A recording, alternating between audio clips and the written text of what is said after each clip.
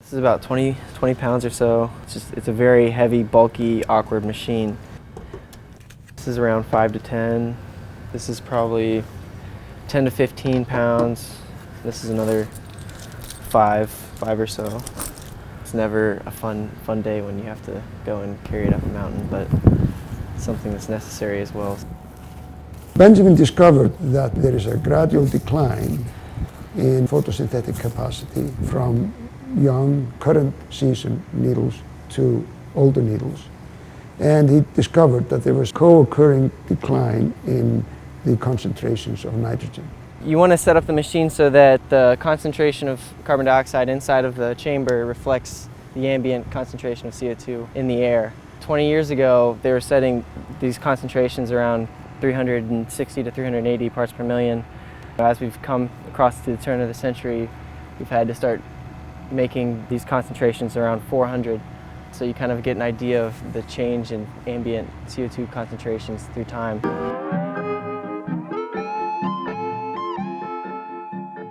You want to know how things work. And only if you know how things work can you really make any predictions of what will happen. We can make broad correlations and see that different vegetation types are found within different climatic regions. And then we can make the assumptions that if the temperature goes up, that boreal forest is going to move north onto the tundra.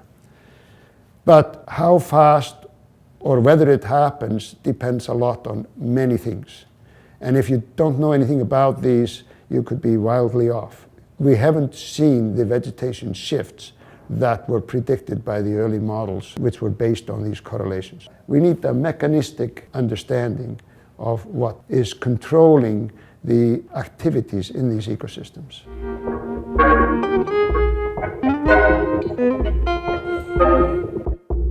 We're going to go ahead and measure photosynthesis on this. Whenever we close this and there's no light, we're measuring respiration.